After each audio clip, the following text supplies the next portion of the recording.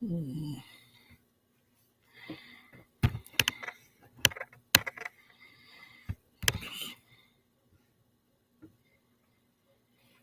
Matt.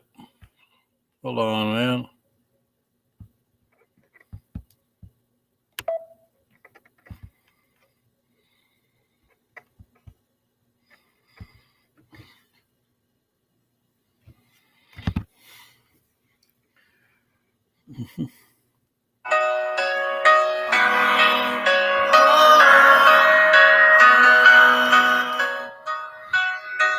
I'm leaving Logan to catch the T.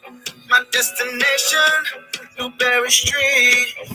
Yeah, I'm in Boston, and it feels so good. I'm so excited. I got my tickets to see. So just giving it a couple more minutes, let people get on. It's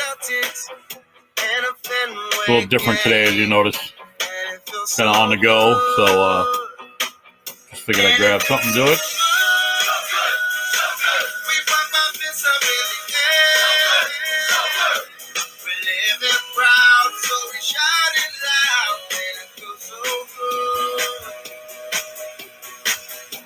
The summer down at the Common, and in the winter we cheer the Bruins. The weather doesn't make the city, it's the people, and it feels so good.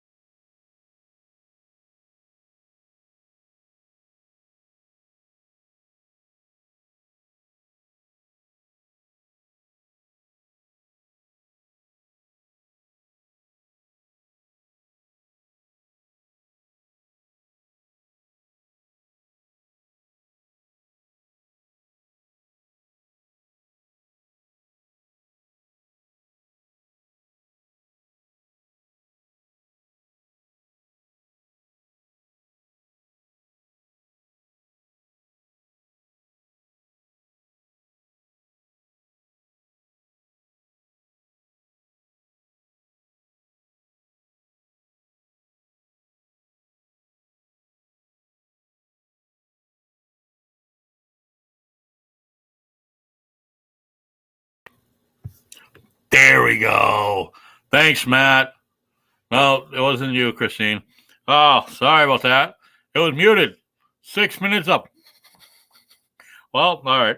Well, you missed the music anyway. I don't know how it got muted. I might have bumped something.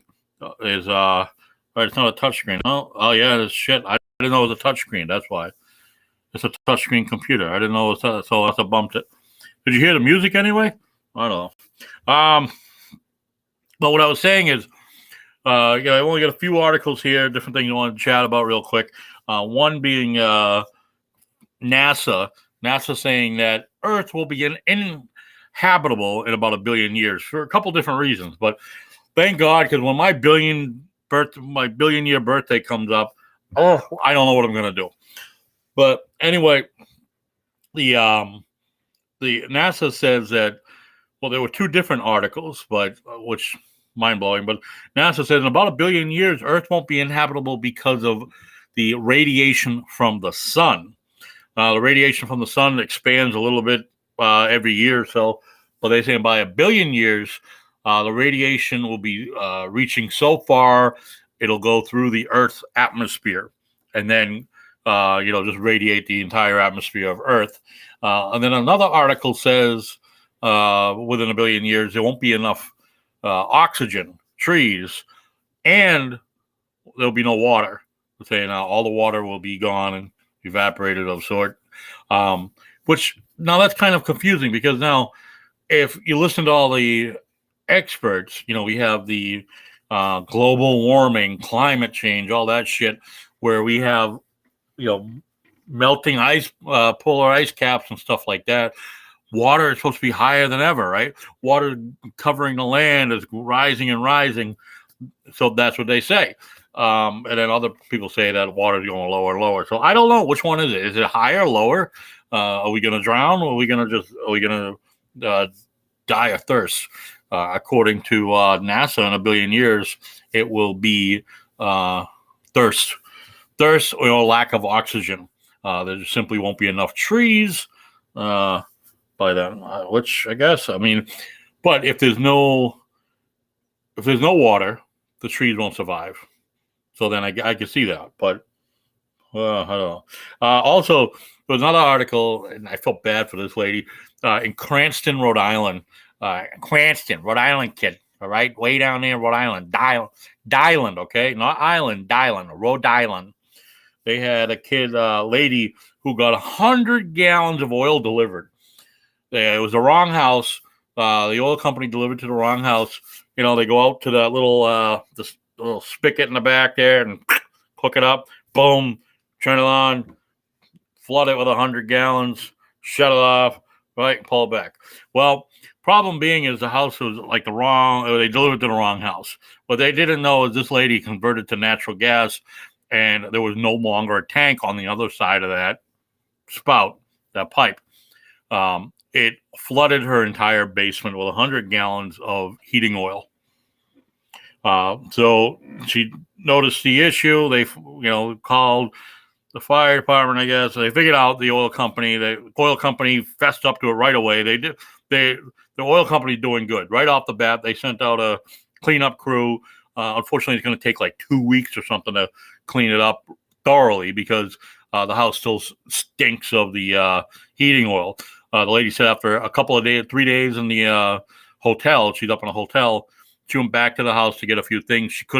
She lasted like 10 minutes, and the smell was overbearing.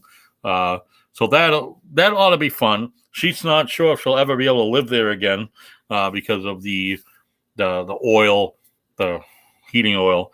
But I guess it depends on how they clean it up. They use a super absorbent, basically kitty litter they call it, but it's a super absorbent material that helps clean that up. But it depends on how it was seeped into the foundation. It's a basement, but did it leak under the concrete? That might have to be replaced or something. If it's underneath there, they have to dig that shit up. I don't know. That's not cool. In Central Mass, there's a couple of different towns. They did a big drug bust, and this one turned up some chocolate bars, Crunch, like Nestle Crunch chocolate bars were actually disguised. They were drugs, in the chocolate. They were packaged like Crunch bars. There was actually drugs in it. The North Worcester County Drug Task Force. This is a house in Fitchburg. Big fucking surprise. Now, Fitchburg, if you don't recall from seeing, not on my show because I've been doing it long enough, but in the news or on Turtle Boy Sports, if you watch the Turtle Boy, you see the post on Facebook and stuff. Turtle Boy covered the disgusting incest of the mother and son in Fitchburg, right? So it comes from that place. Big surprise, right? Fitchburg of all places. The holes of the whole of the Commonwealth, really. But yeah, it's 75 grams of Class B. I'm trying to get the exact narcotic here, but they had everything, pounds of drugs, $208,000 in cash. Yeah, some psychedelic mushrooms, Valium, Klonopin, Ativan, crack cocaine, meth, LSD. Woo, that was a party. Hey, want a candy bar? It might make you feel better. That's what it is. Yeah, the Dirty Berg, exactly. That's what that's called, the Dirty Berg. But yeah, I saw that. I had to go out with that real quick. Go back to my little list here. There was I'm not doing my regular show, so I really can't show the video like I want to. But have you watch UFC? There was a UFC fight, and because of COVID, this particular fight wasn't open to the public. And because it wasn't open to the public, the microphones pick up a lot more sound. Now you can Google this yourself. I recommend you do it. Where a UFC fighter asked his opponent if he was a woman beater, basically as he's pummeling him. So what happened was this guy got wind of his opponent. His opponent, basically his ex-girlfriend, had messaged him telling him about his opponent, that he used to beat her, this and that, and showed pictures. I don't know if there were police report. I mean, she backed her story up quite a bit, right? And so when in the middle of their fight, you can hear him on the camera or over the microphone with the camera that he's asking, "Are you woman beater?" and just beating the crap out of him. And they asked him about it afterwards, and the fighter that was beating the crap out of him, Tim Elliott, and Jordan Espinoza was the alleged woman beater. Tim Elliott was the one beating the crap out of him. And Tim Elliott had asked him, like I said, "Are you a woman beater?" because he got all that texting. Well, in a press conference after it, he didn't realize the mic would pick that up, because typically in a fight there's so much cheering, they can't hear anything. They're talking shit to each other, really can't hear it. But because there's no audience in this type of thing, the mic picks up everything. The punches and the kicks are a lot louder, snap, snap. But they picked up that conversation when they asked at the press conference. The guy explained that was only between me and him. Sorry, I didn't think you would hear that. And while he tried to somewhat downplay it a bit, like, because he didn't want to crucify the other guy. It's like he didn't know the whole story, just from what he heard. It wasn't meant for everybody else. I'm not judging, just what what he heard bothered him. He's a father, there's a daughter. And so it bothered him in that aspect, that if someone did something that to his daughter or his significant other, he'd be pissed off. And I think it was more of a response from a loving father, devoted husband type thing, where, somebody, you find out that the person you're fighting with is a woman beater. So he just took out all that stress right off on him. I have a bunch of things, but it's more or less video, so I can't really play that on this setup I have right today. So I'll just save them for tomorrow's show. So am I doing a show tomorrow? What's tomorrow? Yeah, okay. Tuesday. Yeah, I'll do a show tomorrow. I got to work later, but that's okay. Now, we talked about Tiger Woods, the crash that he had recently, and I get pissed off with these misleading headlines. And this next headline is, Tiger Woods car crash, why he might not see his kids after the accident. And they make it sound like, he's criminal, He's a scumbag. He's not going to be able to see his kids or whatever. Then you read the article, and again, it's a catcher. It's because it's like the old saying, what sells newspapers? And in this case, it's what gets the clicks. It's what gets you to click on a story. And, like I did, what the fuck is this shit? But I also know going into it, you got to, if it's a catchy headline, you got to know it's bullshit or some angle of a bullshit. You know what I mean? So I go into it, I read it. There's nothing to do with them basically trying to play him off as a bad dad. He's not going to be able to see his kids because he can see his kids. He's choosing not to until he is better. He's pretty fucked up. He's in the hospital. He's going to have to go to rehab and shit like that. So he doesn't want his kids to see him that way. Well, I agree and disagree.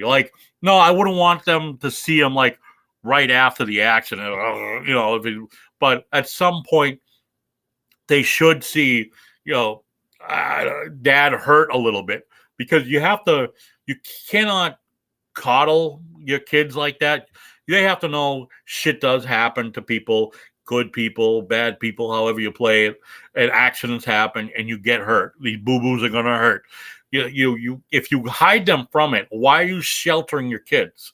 If you shelter your kids, I get it in the celebrity world, they don't want their kids to see the media, the press. They don't want to be all over paparazzi or whatever. They want to let them have a normal life. But having a normal life also involves seeing someone injured. If your father got injured in an accident, yeah, that's what happens. You go visit him, show him some love. And, he said he has talked to him on the phone and whatnot, but, he doesn't want his kids to come to the hospital and see him, not in the condition he's in. But like I said, I do get it initially, if he's all trauma, bloody, and you don't want the kid to see that. But after a few days, okay, come on in. Yep, dad is all fucked up. But it's, that's just part of life. You cannot deprive people of what they should be learning in life.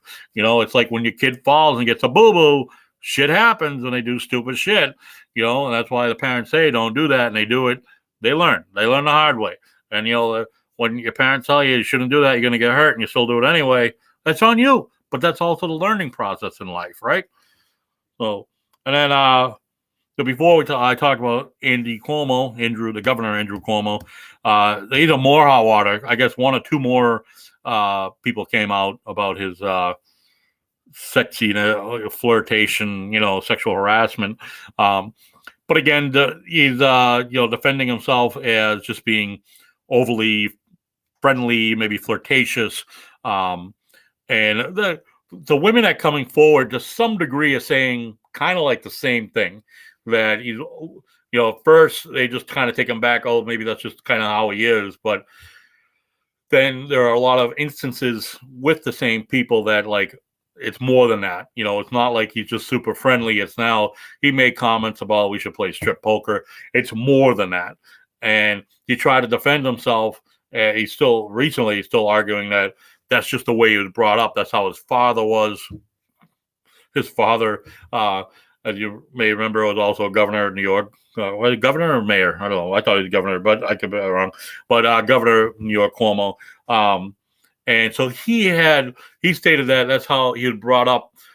He saw his father was that very caring, loving guy. Whether his father took it to the next levels as Andrew does, I don't know. But then he's also trying to defend that he's recently learning that that's not acceptable. Everyone's different. Everyone's not that lovey-dovey, touchy-feely type where Andrew's saying it. And his own press secretary, someone in his administration, is arguing that the media has taken plenty of pictures over the years of him hugging and kissing both men and women, that's just how he is in general. Now, that argument, it could be valid, and I give that argument valid. That one right there, that one. When you ask the women if they want to play strip poker or how they look since they've lost weight or gained weight, how that dress looks on them could be a little much. Maybe say it once, hey, that's because the dress itself is something different. I'm in a big bright sunflower dress. Oh, that's a neat dress, whatever. But if you're making reference to their body figure, their sexual appearance, that's too much. And if you agree or disagree, put that in the comments. Let me know what you think about that. And then Chris Cuomo got ripped for making a joke that he was black on the inside. I'm not sure what these people are up to. So CNN gets ripped. I don't know if he's I can't even believe he's still on CNN, to tell you the truth. A lot of his brother's stuff was from him during the whole pandemic in New York. The numbers all fucking skewed up. He's under investigation. He just resigned because he's not going to win He's not going to win a re-election. So he's beyond that already. He should just resign and go off into the sunset with his years of governor and be happy. And there was another one. Again, I wish I had video. There's a video that shows a gun store owner kicked out a customer wearing a Black Lives Matter mask. He's saying that he compared it to the same thing as if a customer wore a Nazi mask. Now, whether or not that can be construed the same way, I don't know. I kind of disagree. But I can kind of see the guy's perception. Like, if you wore a Nazi mask or a KKK mask, you're a racist. And that's how I would see it. Anybody, most normal people would see it. I get that.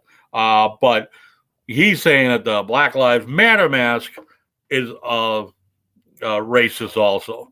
And I guess it could be. I don't know. But it being worn by a white guy, maybe. I don't know. But I'd like to see what other people's opinions are on it.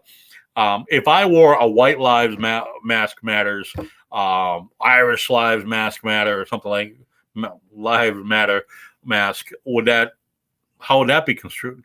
So I guess it goes both ways, right? All around. You got to have equal fairness. If you want, and I've always argued this, if you want equal rights, equal treatment, the rules have to apply to everybody.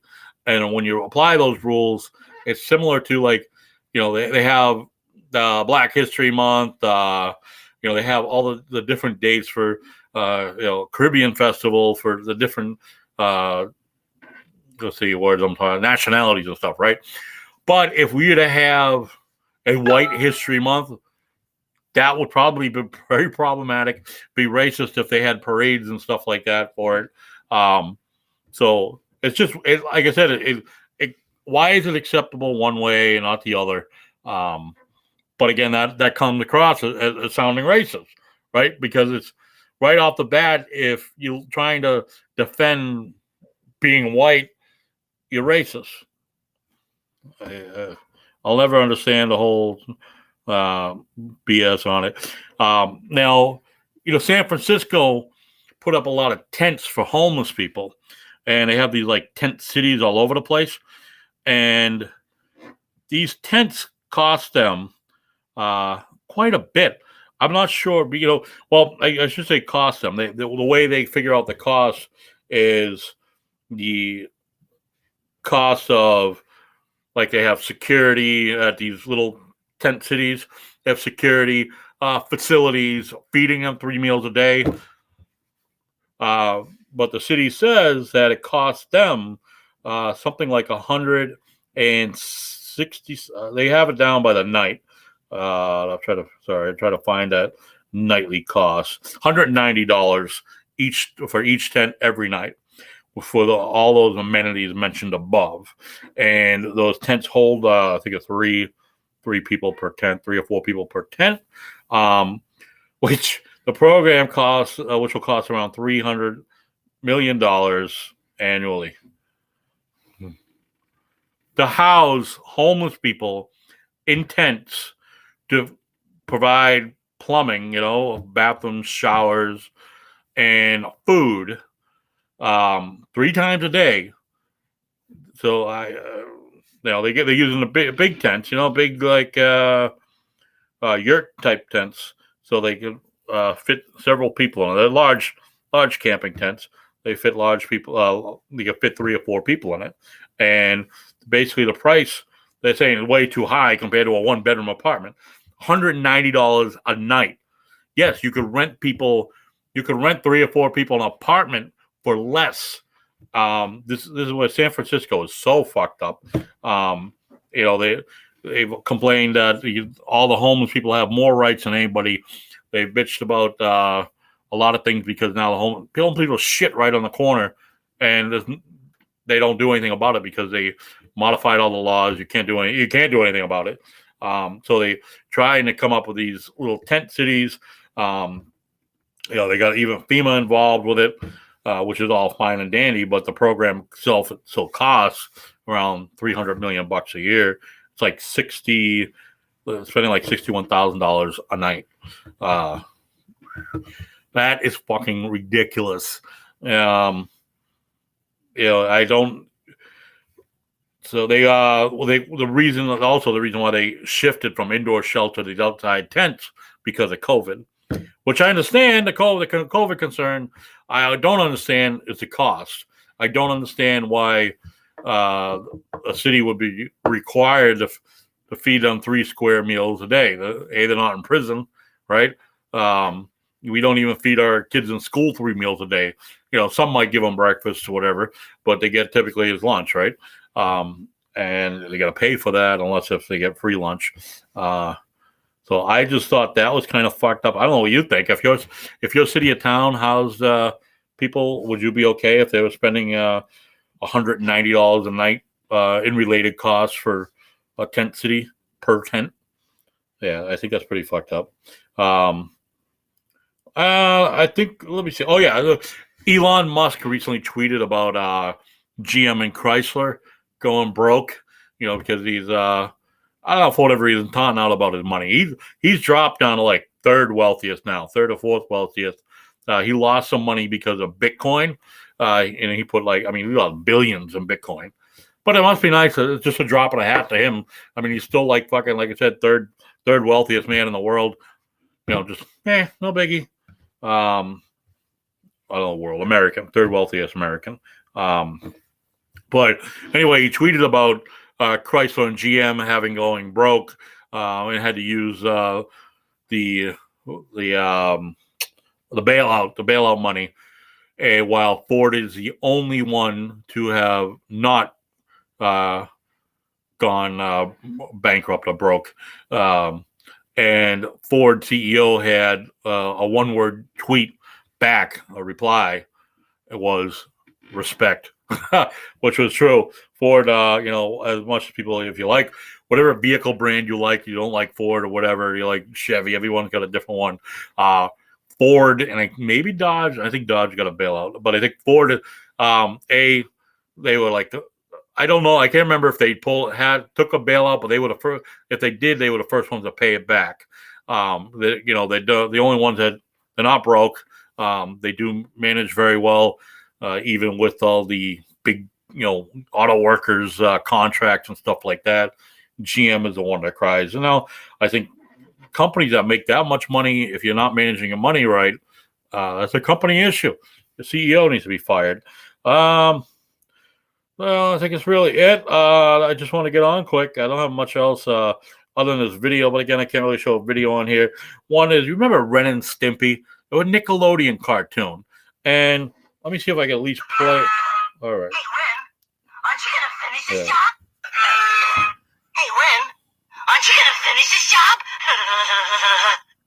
Hey, poor Stimpy. Please, finish, son. I don't like you, Ren. It's not good enough. Make harder. Oh, please keep trying, Ren. Joy.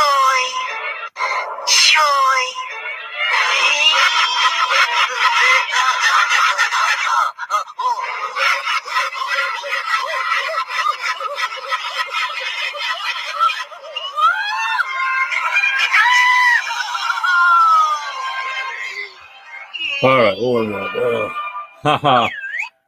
That was Ren and Stimpy, and that used to be on Nickelodeon. Now, how do you think that would go today on a kids network? We talk about the pussification of America many times, and now it applies to cartoons because now Muppets, when Disney released 5 seasons of Muppets on there, they go to Disney Plus, whatever. But Disney owns Muppets. So now when the Muppets come up, there's a disclaimer, offensive content, because of their, Miss Piggy slugging somebody or something like that, Grover getting thrown around, whatever it is. So that's offensive content. That's where we are today. Pussification of America. Just like more and more communities are banning or eliminating tackle football. They want their kids to play touch football, flag football, because they don't want their kids to get a boo-boo. I do understand some aspects of it, like, especially in the NFL level, when you get to the college NFL level, concussions become a serious problem. But typically at the young age, does it happen? Yeah, but not often. And the kid could have just as much of a chance of getting a concussion on a football field with a very thick padded helmet with those little heads, than he could if he fell off his bike in the front yard. I don't know if it's pussification of America. I don't know what your thoughts on that is. If you think if it's becoming too pussified these days or what. There's been so many things like that. I don't know. I just think the world is coming to an end. It will be in 1 billion years, according to NASA. But we are going to suffer terribly between now and then. All right, folks, that's all I have. I hope you have a great day. Peace out.